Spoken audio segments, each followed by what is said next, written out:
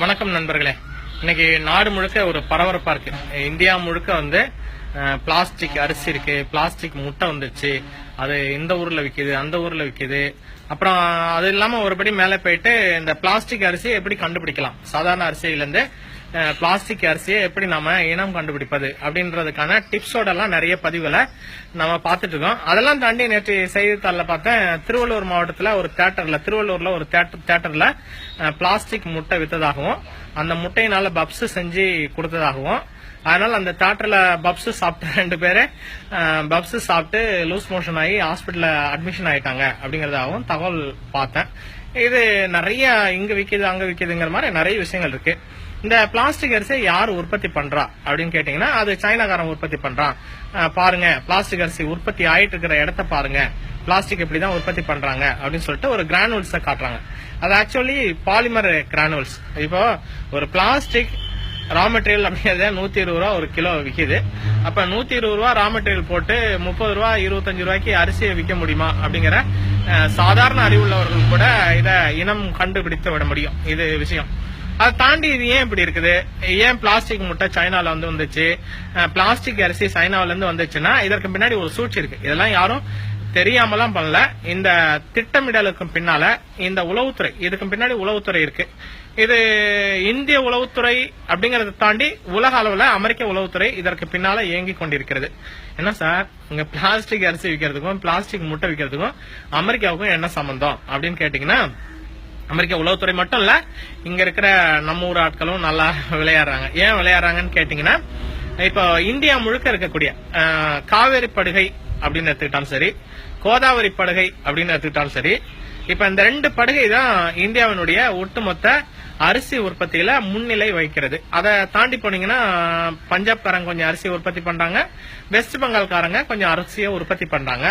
இதுல இப்ப என்ன புதுசா இப்ப நம்ம ஆட்கள்லாம் கிளம்பிட்டாங்கன்னா, ஏதோ வித்தாங்க, காத்த வித்தாங்க, அலைக்கற்றியை வித்தாங்க, எல்லாத்தையும் வித்து முடிச்சுட்டு கடைசியில இப்ப பூமிக்கு உள்ளதை எல்லாத்தையும் வித்து முடிச்சுடுறது. இதுதான் என்ன ஆனாலும் பரவாயில்ல, பூமிக்கு உள்ள ஒன்னையும் வைக்கிறது இல்லையா அப்படின்ற அளவுக்கு ரெடி ஆயிட்டாங்க. அப்ப அந்த நிலையில தஞ்சை படுகையில இருக்கக்கூடிய மீத்தேன், ஈத்தேன், பீத்தேன் அப்படின்னு நிறைய தேன் இருக்கு. அந்த தேனெல்லாம் அழிக்கணும்னா முதல்ல அந்த தேனை அழிக்கிறதுக்கு முன்னாடி ஈத்தேன் மீத்தேன் தான் சொல்றேன், முதல்ல கூண்டை கலைக்கணும். கூண்டை கலைச்சாதான் தேன் எடுக்க முடியும். அதே மாதிரி இந்த மீத்தேன், பீத்தேன், ஈத்தேன் எல்லாம் எடுக்கிறதுக்கு முன்னாடி அங்க இருக்கக்கூடிய விவசாயிகளை கலைச்சு ஓட வைக்கணும். அப்ப அதை ஓட வச்சிருவாங்க. ஏன்னா காவிரியில தண்ணி இல்ல, எவ்வளவு நாளைக்கு தாக்கு பிடிக்கும். தஞ்சாவூர் விவசாயிகள், கடலூர் விவசாயிகள், கடலூர் மாவட்டம், தஞ்சாவூர் மாவட்டம், நாகப்பட்டினம் மாவட்டம், திருவாரூர் மாவட்டம், திருச்சி மாவட்டம், அத்தனை மாவட்ட விவசாயிகளும் ஓட வேண்டியதான், ஊரை விட்டு ஓடிட வேண்டியது, காலி பண்ணிட்டு ஓடிட வேண்டியதான். அதுவும் நீங்க அந்த எண்ணெய் படுகைகள் அப்படிங்கறதெல்லாம் பாத்தீங்கன்னா, யாராவது முகநூல் நண்பர்கள் நல்லா குறும்படம் எடுக்கக்கூடியவர்களா இருந்தாங்கன்னா, இப்ப அடுத்து ஒரு 2 மாசம் கழிச்சு இந்த எண்ணெய் படுகை எங்கெல்லாம் எடுக்கிறாங்கன்னு ஒரு சின்ன ஷார்ட் ஸ்டோரி ஒன்னு எடுங்க. அந்த ஊர்ல இருக்கக்கூடிய என்னென்ன விளையுதுன்னு பாத்தீங்கன்னா, எல்லாம் தமிழ்நாட்டிலேயே செழிப்பான இடம் எதுன்னு பாத்தீங்கன்னா, இவங்க லிஸ்ட் போட்டு வச்சிருக்கிற எல்லா ஊரையும் நீங்க சேர்த்துக்கலாம். காட்டுமன்னார்குடியா இருந்தாலும் சரி, புவனகிரியா இருந்தாலும் சரி, கடலூர் மாவட்டத்தில் இருக்கக்கூடிய பண்ருட்டி வட்டத்துல சில பகுதிகள், கட்டியங்குப்பம், இப்படி நிறைய ஊரு. அதுல அப்புறம் ஊர் பேர் தெரியாத ஊரெல்லாம் நிறைய லிஸ்ட்ல வருது. இந்த ஊரெல்லாம் பாத்தீங்கன்னா அவ்வளவு செழிப்பான ஊர். இதெல்லாம் அழிக்க போறாங்க. நாளைக்கு பாலவனம் ஆக போகிறது. கோதாவரியை காலி பண்ண போறாங்க. அப்ப ஆந்திராவில இருந்தும் அரிசி வராது. கர்நாடகாவிலையும் காலி பண்ண போறாங்க. அப்ப கர்நாடக பொண்ணியும் வரப்போறது இல்ல. அதுக்கப்புறம் தமிழ்நாட்டுல அரிசி விளையவே இல்லை. யானை கட்டி மாடு கட்டி போரடித்தால் மாலாது சென்னல் என்று யானை கட்டி போரடித்த அழகான தென்மதுரை அப்படின்லாம் பாட்டெல்லாம் நம்ம சும்மா பாடிட்டு இருக்க வேண்டியதான். இப்ப மதுரையிலயும் நெல் விளையாது. அப்ப இதெல்லாம் முடிஞ்சிச்சுன்னா நெல்லு தேவை, அரிசி தேவை. அப்ப அரிசி என்ன பண்றது, அரிசி அவனை சாப்பிடாத, ரேஷன் கடையில அரிசியை கட் பண்ணிட்டு கோதுமையை நாம போடு. எவ்வளவு நாளைக்கு போடுவேன், கொஞ்ச நாளைக்கு போடுவேன். அதுக்கப்புறம் ஏதோ ஆகட்டும், இப்போதைக்கு நாங்க எண்ணெய் எடுத்தாகணும். அப்புறம் அரிசிக்கு என்ன பண்ண, அரிசி இப்போது சைனாவில உற்பத்தி பண்றாங்க. அரிசிய உற்பத்தி என்பதை விட சைனால விளைவிக்கப்படுகிறது. நிறைய அரிசியை விளைவிக்க போறாங்க. அப்ப இந்தியாவில அரிசி மார்க்கெட் டெவலப் ஆக போகுது. அப்ப அரிசி மார்க்கெட் டெவலப் ஆச்சுன்னா சைனாவில இருந்து அரிசி இறக்குமதி ஆயிடக்கூடாது. நாளைக்கு சைனாவில அரிசி இறக்குமதி ஆயிடக்கூடாது. அப்ப என்ன பண்றது, சைனா அரிசி விற்காம பண்ணணும். அப்ப சைனாவை பற்றி ஒரு கெட்ட பேரை உருவாக்கணும். சைனாக்காரன் பிளாஸ்டிக் முட்டை அனுப்பிச்சான், சைனாக்காரன் பிளாஸ்டிக் அரிசி அனுப்பிச்சான் அப்படின்னு இந்த மக்களுக்கு சைனானால வெகுண்டடுற மாதிரி இருக்கணும், வாமிட் வரணும், ஆங்கணும், அப்படிலாம் பண்ணிட்டு அப்ப என்ன பண்ணுவீங்க அப்படின்னா, எவனோ இருக்கிறான் கம்போடியா, இந்தோனேஷியா, பிலிப்பைன்ஸ் இங்கெல்லாம் அமெரிக்கா கொஞ்சம் ஆதிக்கம் பண்ணி அங்க அரிசியை உற்பத்தி பண்ணி இந்த பக்கம் தள்ளி விட்டு கமிஷன் அடிச்சுக்கலாம். அதற்கு நம்ம ஊர்ல அதானி, அம்பானி, பம்பானி, பும்பானின்னு நிறைய பேர் கம்பெனிகள் இருக்குது. அப்ப இவங்க இந்த கம்பெனிகள் எண்ணெயும் எடுப்பான், இங்க இருக்கிற நெல் வயல்களை பாலைவனமாவும் ஆக்குவான். அப்புறம் அங்க சாப்பாடு இருக்க வழி இல்லாமல் உங்களுக்கு பாலைவன மக்கள் மாதிரி இந்த மக்கள் பரதேசிகளாக குடிக்க தண்ணி இல்லாமல் சாப்பிட உணவு இல்லாமல் ஐயோ எனக்கு சாப்பாடு கொடுங்களேன் அப்படின்னு பிச்சை எடுக்கின்ற போது பிச்சை போடுவதற்காக பிச்சை பொருட்களையும் அவன் இறக்குமதி பண்ணுவான். அப்ப எல்லா விதத்திலயும் லாபம் யாருக்கு? இந்த அந்தானி, அம்பானி, அதானி, மோதானி, கோதானின்ட்டு நிறைய தானிகள்லாம் இருக்கிறாங்க. இந்த தானிகள் எல்லாம் வந்துருவானுங்க. இதெல்லாம் வியாபாரம் பண்றதுக்காக இன்னைக்கு மக்கள்கிட்ட முதல்ல ஒரு வதந்தியை கலப்பணும். என்ன வதந்தி? பிளாஸ்டிக் அரிசி வந்துச்சு, பிளாஸ்டிக் முட்டை வந்துச்சு. கொஞ்சமாவது யோசிக்க வேண்டாமா? திருவள்ளூர்ல என்னன்னா இதுல நம்ம ஊர்ல லோக்கல் அடியாடி குரூப் இருக்கு, லோக்கல் கட்ட பஞ்சாயத்து குரூப் இருக்கு, லோக்கல் கட்ட பஞ்சாயத்து கட்சிகள் இருக்கு. அவன்லாம் கூட ஒன்னா சேர்ந்துக்கிட்டு சும்மா அள்ளி விட மாப்பிள்ள நம்ம பாத்துக்கலாம் அப்படின்னு சொல்லிட்டு பிளாஸ்டிக் பப்ஸ் வித்தீங்க, பிளாஸ்டிக் முட்டையில பப்ஸ் போட்டான் அந்த தியேட்டர்ல, அதுல அடிச்சு நொறுக்கடா அப்படின்னு சொல்லிட்டு அப்புறம் ஸ்டேஷன்ல கம்ப்ளைண்ட் பண்ண பிறகு சரி ஓகே இந்த முட்டை விவகாரத்தை அமைக்கிடுவோம், நீ என்ன கட்டிங்ஸ் கொடுக்குற, ஒரு 4 லட்சம் 5 லட்சம் கொடு ஓடிப்போ அப்படின்னு சொல்லிட்டு அவனை பயமுறுத்துறது. அப்பாவி முட்டை வியாபாரிகளை முட்டையெல்லாம் போட்டு உடைச்சு நான் பிளாஸ்டிக் முட்டை எடுக்க போறாங்கிறது. இது எல்லாமே நம்மளை பயமுறுத்துவதற்காக சைனா பொருட்களை, சைனாவிலிருந்து நாளைக்கு வரப்போகின்ற விவசாய பொருட்களை இந்தியாவில் வரவிடாமல் தடுத்து, அப்ப இந்தியாவிற்கு இந்த அதானி, மோதானி, கோதானி, பாதானி, அம்பானி இந்த குரூப் மூலமா அமெரிக்காவினுடைய நிறுவனங்கள் இங்கே கடைபிடிப்பதற்காக செய்யப்படுகின்ற முதல் கட்ட முயற்சி இது. இதுல உளவுத்துறை, எல்லா நாட்டினுடைய உளவுத்துறையும் வேலை செய்யுது.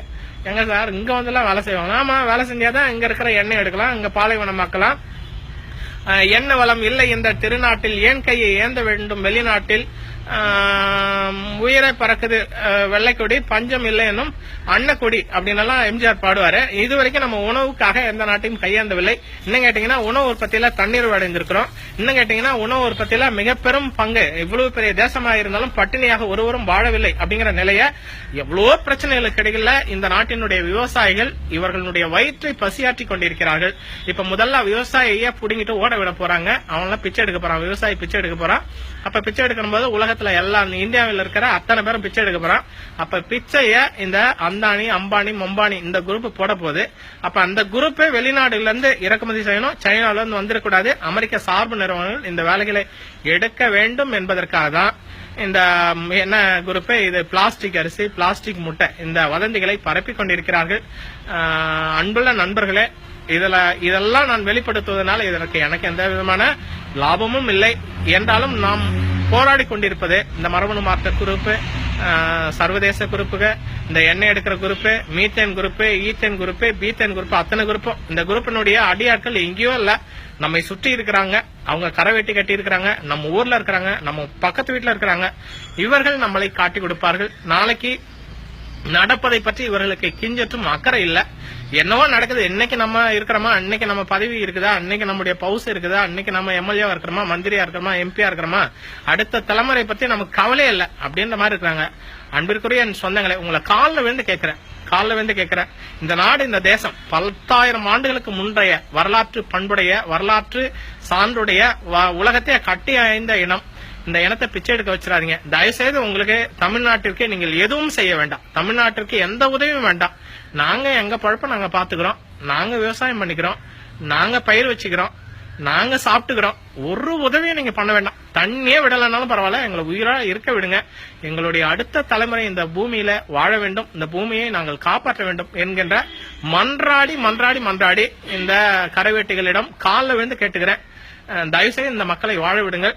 இந்த வதந்தி பரப்புபவர்கள் இந்த வதந்தியை இத்தோடு விட்டு விடுங்கள். நன்றி, வணக்கம் நண்பர்களே. இந்த வீடியோவை உங்களுக்கு தெரிந்த எல்லா குரூப்லயும், வாட்ஸ்அப் குரூப், பேஸ்புக் குரூப், எல்லா குரூப்லயும் பரப்புங்க. கண்டிப்பாக நம்ம இது ஒரு 2ஆம் சுதந்திர போர் அப்படிங்கிற அளவுக்கு இந்த பன்னாட்டு நிறுவனங்களுக்கு எதிரான போரை நம்ம தொடுக்க வேண்டும். இந்த போருங்கிறது முன்ன மாதிரி கத்தி, கம்பு இதெல்லாம் வச்சுட்டு எடுக்க வேண்டியல. ஒவ்வொருவரும் இந்த தகவல்களை தெரிந்து கொண்டால் நம்ம எந்த கொம்பனாலும் ஏமாத்த முடியாது. நம்மள இவ்வளவு படித்த நம்மளையே பிளாஸ்டிக் அரிசி, பிளாஸ்டிக் முட்டைன்னு நம்மளை ஏமாத்திட்டு இருக்கிறான் வாட்ஸ்அப் குரூப்ல வதந்தி பரப்புறதுக்கு. அதுல வேற பிளாஸ்டிக் அரிசியை கண்டுபிடிப்பது எப்படி அப்படின்னு வேற டிப்ஸ் கொடுக்கறாங்க. இந்த கூத்தெல்லாம் நம்ம ஒழிச்சாகணும், மக்களுக்கு விழிப்புணர்வை ஏற்படுத்தி ஆக வேண்டும்.